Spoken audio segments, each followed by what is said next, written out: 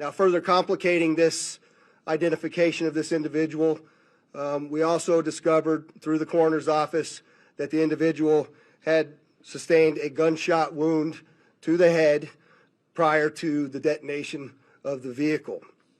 One of the handguns was found at his feet inside of the vehicle.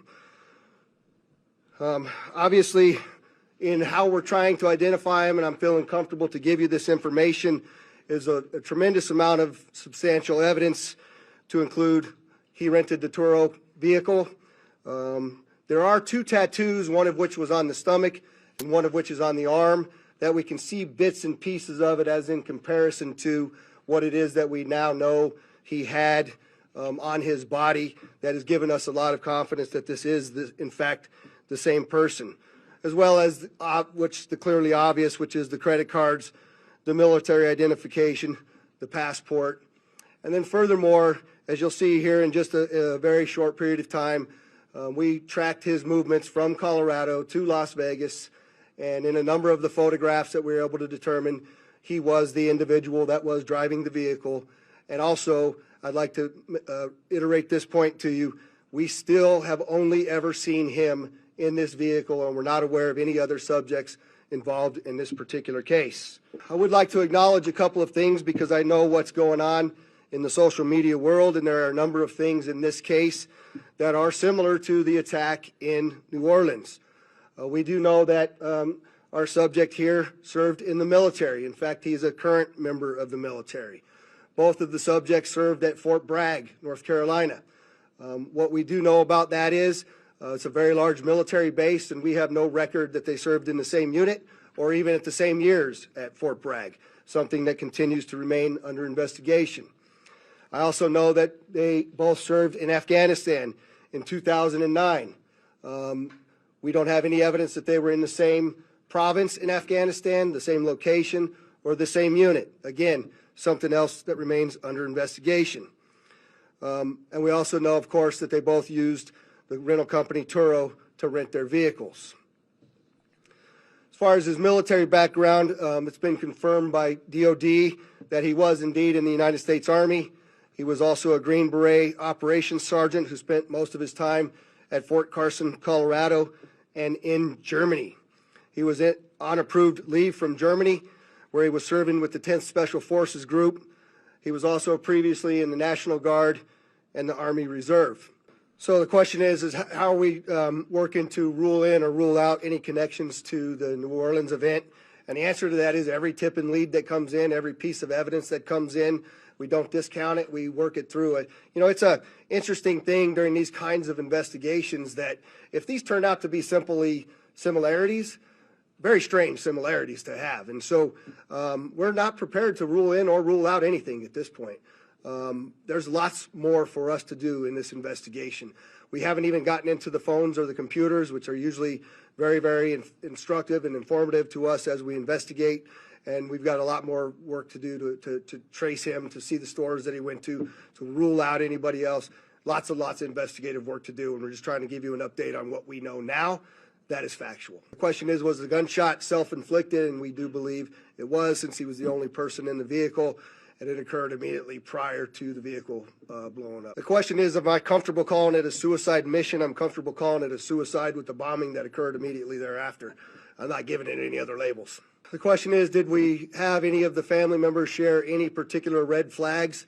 Again, I'll go back to what I know is circulating on social media, but none of that has been verified at this point. The question is, were all the components found inside of the Cybertruck purchased in Colorado? And I don't know the answer to that. That's part of why we're doing the extensive part of the investigation. The question is, are we able to recover the video from the Cybertruck? And many of you may know that those Cybertrucks contain a tremendous number of cameras. Mr. Musk has sent out a number of his folks that will be arriving here this afternoon with the intent to try to capture the part of that captured all of the video from inside of the truck. But I'm also confident to tell the Las Vegas community and this great nation that we don't believe there's any further threat from this subject or anybody associated to him here in Las Vegas. ATF is bringing our expertise in post-blast investigations and our crime gun intelligence to specifically assist in this investigation. I will tell you, that our Special Agent bomb techs are working with FBI and with Las Vegas Metro and sifting through that post-blast debris to find components and investigative leads that will derive from that evidence process. We're too early into that investigation process to give any determination as far as how this device was initiated. I will say that we do know that the components primarily consist of fireworks, mortars, aerial shells, and are all consumer fireworks. Nothing commercial grade has been discovered at this point, and we've identified some fuel enhancers like the Coleman fuel and VP racing fuel and some explosive targets that can be purchased at any sporting goods store. We've also, as the sheriff mentioned, we've identified 2 semi-automatic handguns recovered from the Tesla. We have successfully traced those firearms, and I can tell you that Matthew Livesberg lawfully purchased both of these firearms on December 30th, 2024. We have agents following up those investigative leads. We know exactly where those firearms were purchased, and we will share any developments from those leads as they come in. The level of sophistication is not what we would expect from an individual with this type of military experience. That most of that, the materials inside that Tesla were fuel to help fuel a greater explosion. But it's too early to answer any question as if there was sophisticated connectivity to those components to make it ignite in the way that it did. Obviously, we're always concerned in these sorts of events to ascertain what the motive is. We understand that's at the forefront of everyone's thoughts. And so looking into exactly what the motivation is remains our #1 priority. This is why the FBI's Joint Terrorism Task Force has been brought into play. The Joint Terrorism Task Force, most important part of that acronym is joint. It is done in concert with our partners, which are comprised of more than a dozen investigative agencies here throughout the state of Nevada.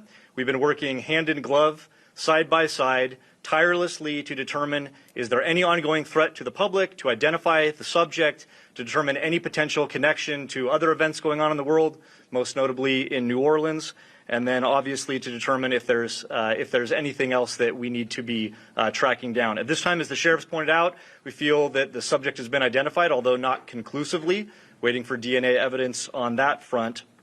However, we do feel like we have the subject identified, and at this time there is no information about additional subjects that the FBI is tracking on.